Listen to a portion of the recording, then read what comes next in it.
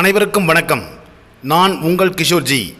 AV சலம் தாந்திரிய பரிகாரங்கள் பயிற்சி மையம் என்ற அமைப்பின் மூலம் உங்களிடம் உரையாடுவதில் மிக்க மகிழ்ச்சி. வீட்டில் மறந்தும் கூட இவற்றை செய்யக்கூடாதுன்னு சொல்லி ஒரு பதிவு. இன்றைய பதிவு இதுதான். என்ன செய்யக்கூடாது வீட்டில்? நாம் இருக்கும் வீட்டில் மகாலட்சுமி தங்கி நமக்கு பண வரவு அதிகமாகவும் வீட்டில் நிம்மதியான நிலை இருக்கவும் இந்த எளிய வழிமுறைகளை பின்பற்றுங்க. வாழ்க்கையில் அதிகமான மாற்றங்களை சந்திக்க முடியும். முதல்ல பெண்கள் தயவு செஞ்சு இந்த சீரியல் பார்க்குறத தயவு செஞ்சு நிறுத்துங்க. இதை நிறுத்தினாலே வீட்டில் மிகப்பெரிய அளவில் பிரச்சனைகள் குறையும். அதாவது மாலை நேரத்தில் பார்த்திங்கன்னா இந்த சீரியல்களில் ஒரே அழுகாச்சாக இருக்கும். அமங்கலமான வார்த்தைகள் சொல்லுவாங்க, எதிர்மறையான வார்த்தைகள் பேசுவாங்க. ஒரு வீட்டில் நிம்மதியாக இருக்கணும்னா இந்த எதிர்மறையான வார்த்தைகளோ அழுகையான சீரியல்களோ பார்க்காமல் இருப்பது நல்லது. இப்போ பெண்கள் மட்டும் இல்லை, ஆண்களும் சீரியல் பார்க்க ஆரம்பிச்சிட்டாங்க. அதுதான் நிதர்சனமான உண்மை. அதனால் மாலை நேரத்தில் நல்ல பக்தி பாடல்களை வீட்டில் ஒலிக்க விடுங்க. அடுத்தது, ஆண்களாகட்டும் பெண்களாகட்டும் வீட்டில் பகல் நேரத்தில் உறங்கக்கூடாது.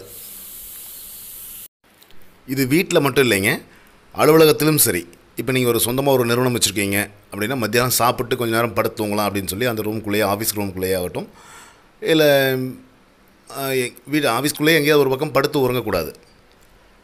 அப்படி தூங்குனீங்கன்னா அங்கே மூதேவி குடியேறிக்கும். அதனால் பகலில் உறங்குவதை தவிர்க்க வேண்டும். அடுத்தது, இந்த துடைப்பம், வீடு கூட்டுவதற்கு பெருக்குவதற்கு உண்டான ஒரு துடைப்பம். இந்த துடைப்பத்தை சுத்தமாக வைத்து கொள்ள வேண்டும். இந்த துடைப்பம் வைக்கிறதற்கு, அதாவது வர்றவங்க யாரும் அதை துடைப்பத்தை பார்க்கக்கூடாது. வீட்டின் மறைவான பகுதியில் மட்டுமே அதை வைத்து நீங்கள் பயன்படுத்த வேண்டும்.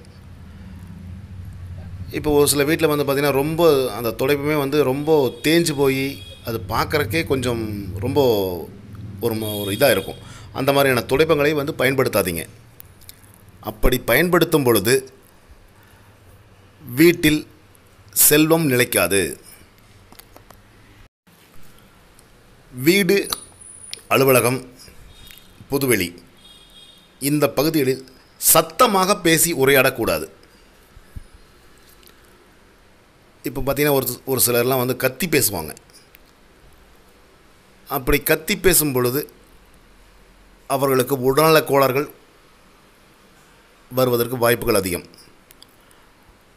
நீங்கள் வீட்டில் கத்தி பேசுனீங்கன்னா வீட்டில் எதிர்மறையான எண்ணங்கள் அதிகமாகி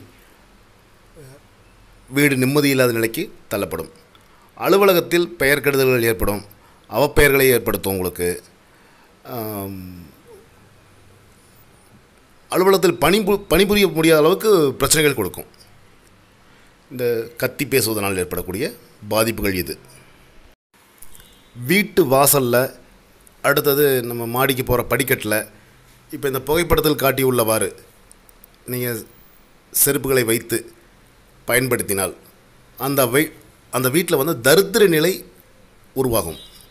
நீங்கள் எவ்வளோ பணம் சம்பாதித்தாலும் சரி, அந்த பணம் உங்களுக்கு உதவாது. ஏதாவது ஒரு ரூபத்தில் அந்த பணம் வீணாக செலவாகும். அதனால் வீட்டில் படிக்கட்டில் செருப்புகளை வைத்து பயன்படுத்தாதீர்கள்.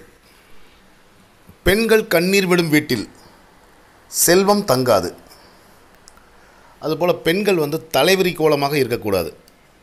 இன்றைக்கி சென்னை போன்ற பெரிய நகரங்களில் பார்த்திங்கன்னா 100க்கு 99 பேர் பெண்கள் தலைவிரி கோலமாக தான் இருக்காங்க. அப்படி இருக்கும் பொழுது செல்வம் சேராது.